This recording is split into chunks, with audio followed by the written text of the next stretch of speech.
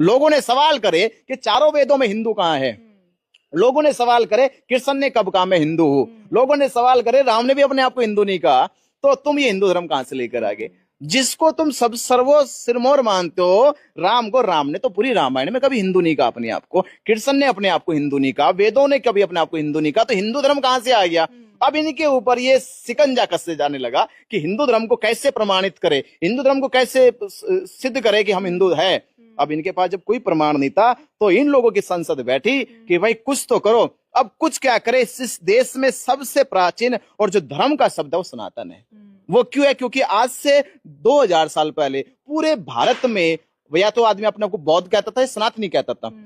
सनातनी इसलिए कहता था कि वो वर्तमान में जीता है, वो सम्यक जीता है, वो सत्य में जीता है, इसलिए बौद्ध का दूसरा पर्यायवाची शब्द है सनातन होना। और इन्होंने उसको ले लिया कि यही आधार बनेगा हमारे पास। इसलिए बुद्ध की शिक्षा को देखो, उन्होंने बुद्ध का भगवा शब्द चुराया, उन्होंने बुद्ध का उन्होंने संघ शब्द चुराया, उन्होंने आज ये सनातन चुरा रहे।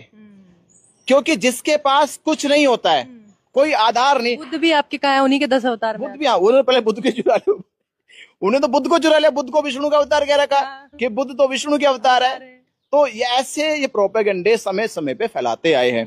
पर मैं कहता देखो बुद्ध को चुराओ अच्छी बात है, पर बुद्ध की शिक्षा भी चुरा लो। मैं तो कह रहा शिक्षा भी चुरा लो। अरे तुमने राम के नाम पे रामायण पढ़ाई, कृष्ण के नाम पे गीता पढ़े, तो बुद्ध के नाम पे आज पूरे देश में धार्मिक लड़ाई बन चुका है, जबकि सनातन किसी भी धर्म का हिस्सा नहीं है।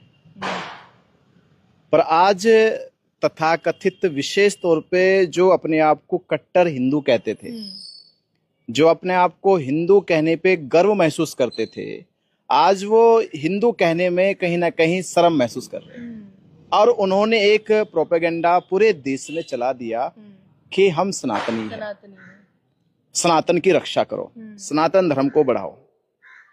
तो उनके लिए मेरी जानकारी है, अगर वास्तव में तुम्हें सनातन से प्रेम है और चाहते हो कि सनातन धर्म की विचारधारा आगे बढ़े, तो आपको दो शब्दों को पहले परखना होगा।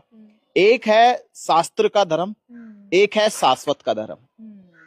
जो शास्त्र का धर्म है वो कभी सनातनी नहीं हो सकता, क्योंकि शास्त्र के धर्म में पुरातनी लोग होते हैं, पुरानी मान्यताओं को मानने वाले। क्योंकि शास्त्र की पहचान है कि वो कितना पुराना है।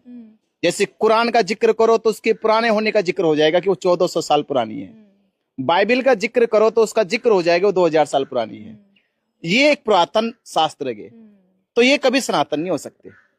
उसी प्रकार जो अपने आप को सनातनी कह रहे, तो क्या वो मिटाएंगे अपने वेदों को?